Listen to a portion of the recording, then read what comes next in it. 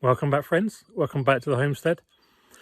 Because of this channel and social media presence, I often get messages and emails from people that ask a question, simple question, and in this video I'm going to try to answer it. And in that question is, how do we move to the countryside? Sometimes specifically to Latvia, but just generally, how do we make that transition from the city to the countryside? What should we be doing? What's important? What's our top tips? And that's what I'm going to answer in this video. So I've got 9 top tips for things that you need to do if you're moving to the countryside, and what you should be doing. So number one and number 9 are in the right order, but the other 7 don't really matter. So the first thing you should be doing is understand your goals. What are the reasons you're moving to the countryside? Why are you making this big move? What motivates you to do that? And how, because the next 8 points are going to be seriously affected by that first point about understanding your goals. Is it because you want a quieter life? And if it's a quieter life you want, quote unquote, how quiet do you want? Does quiet mean not busy? So that might mean that you don't want any animals or do any gardening or stuff like that. Is it because you want to live a better quality of life in terms of food, and you want to be self-sustainable and stuff like that? Because that will have a big impact on the other information as well. So set your goals and know your goals. The next one is to understand the seasons of where you're moving to. Now, if you're making, obviously the further you move, the more relevant that is. So, but even if you're moving from the city into the countryside of your own country, in the country that you currently are living, it's maybe something that you've not considered. If you've been in the city, you might not worry about the seasons in a specific kind of sense. Okay, winter's cold and summer's hot, but you need to understand, certainly if you're going to be growing food, when is it right to start planting, sowing? When should you be doing certain tasks? And you can only do that by understanding the seasons. And I guess in a bigger sense, the climate of where you're moving to. Is it very wet? Is it very cold? What do you need to do in order to prepare for that? So understand your seasons is point 2. Point 3 is mapping and aerial photography. You'll find it really useful, and I'm not talking about looking on Google Earth. If you don't own a drone, to hire a drone pilot and get them to come and do some aerial work for the property that you're looking at to move to. And I should say all these points are before you move. This is all before you get there. Although having said that, it can all be done once you get there as well, but my advice is to do it before you get there. So aerial photography is really useful for planning later on. You can get a real good idea of the landscape, some idea of contour, certainly in terms of things like trees and forests and dwellings. And if you want to be doing some planning for gardens, where you're going to put your garden, all that kind of stuff, it's really easy with aerial photography. It makes things so much easier. And you can also overlay that onto kind of 3D software like I did for the greenhouse, so I know exactly where I want to put that passive solar greenhouse. So that's aerial photography, drone photography, that kind of thing. Number 4 is, where's your water coming from and where's it going to? Now, why do I specifically mention water? Because if you remember from my winter survival videos, I did talk a bit about the kind of 4 key things you need to survive, which is water, food, energy and shelter. There's no point, I think, in moving to somewhere that doesn't have a known water source.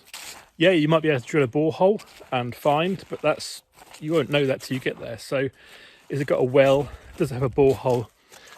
Does it have any ponds? Obviously, that's not for drinking water, but they will be even more useful. Understand what the water situation is there, and also my recommendation would be to visit the property when it's raining, so you can get a good indication of where the water is going as well, so you can understand the contours of the land, and that kind of thing. Again, when it comes to planning, that's really useful. So number 5, I think we got to, is understanding the local laws and bylaws with regards to anything to do with your land, whether it's building, whether it's forestry management. Obviously here in Latvia we've got some pretty strict rules, what you can and can't do, cutting trees down and all that kind of stuff. And also animal husbandry, you need to understand that kind of side as well. Can you do anything you like? We've had avian flu kind of pandemics over the last couple of years. That was before we got chickens, thankfully. But what we do have here is African swine flu, which is devastating to the wild boar, and it also is transferable to domestic pigs. So keeping pigs outside is a no-no here, really.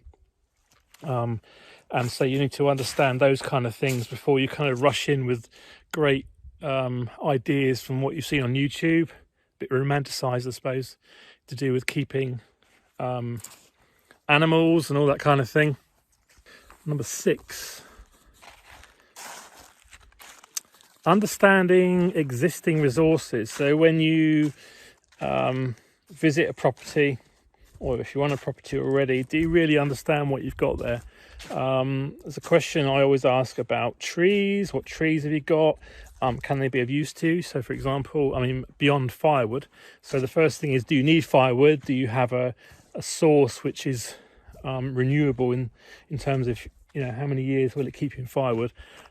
But beyond that is things like maple trees, birch trees will give you sap that you can drink. Maple trees can give you the sugary sap, which you could condense down into syrup, which is a source of sugar. And actually, in tough times, it's really good to have a source of sugar on the homestead. You could also have bees. Well, but that's about understanding the trees, and there are other trees that can do things for you as well. The willow tree has medicinal properties, and depending on what you want to do, you might want to weave baskets, you might want to do all sorts. And the more you know about the trees you've got there, the more options you can think about. And of course, things like looking at what fruit bushes are already there, and if they've already got an established garden, all that kind of stuff. These are all existing resources. Number 7, understanding the soil. Here in Latvia, well, on our property, and most of Latvia, it's a very sandy loam, so it drains away quickly, and that can be a good thing and a bad thing, depending. If you've got a lot of rain, then it's a good thing. If you don't have a lot of rain, then it's not a good thing.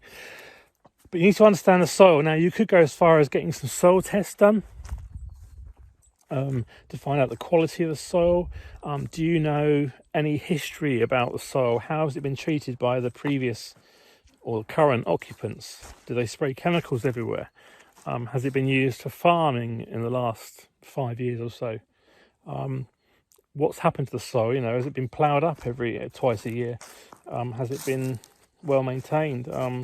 What kind of things have been growing there? All that kind of stuff. It's all information that will be really helpful in making decisions when you come to make a plan. And number 8 is understanding your community. How far are your neighbours from you, quote unquote? What kind of age are they? If you're a younger couple, are you likely to be called upon to help?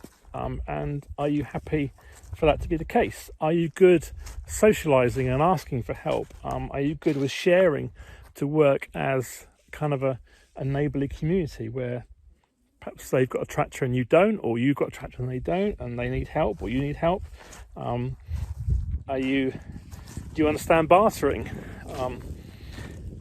It's worth going to visit some of the neighbours of the properties to ask if they've got any insights into how the land's been used, or what they can tell you about flooding or anything like that, positives or negatives. And you might need to organise a translator for that if you don't speak the local lingo. So that is number 8. And number 9, the last tip: when you've done all those things, got all that research done and documented, etc., then it's time to plan. And only then, when you've got all that information, you can start planning. And you might want to skip the planning stage and say, I don't need to plan, I'll just sort it out when I get there. Well, my advice is, if you fail to plan, then plan to fail. It might sound a bit harsh, but I'm a big planner, a big believer in planning. I've got loads of videos on planning already. This is, I guess, another one to a degree. 3 or 4 videos I think I've already got on planning garden, planning a homestead. But then when you're in a really strong position to have a really good plan, and you've got everything in front of you, it's all transparent. And you, of course, plans change, things happen, life throws curveballs, etc. And you need to adjust those plans, but that's okay. At least you've got a plan. So there's my 9 top tips for people that are moving to the countryside from, or moving to Latvia or Estonia or anywhere in Europe really, or anywhere in the world. I guess those rules still apply. Did I miss anything, do you think? What's your experiences? Leave some comments and let me know down below. Hope you find it useful. Maybe I'll do some videos on expanding on some of those points. If you'd like that, then let me know if there's anything specific. And I'll keep adding to these videos. So, hope you found it useful. Thank you very much for watching. Do give us a thumbs up if you liked this video at any point. I will say bye-bye for now, and I'll see you in another video very soon.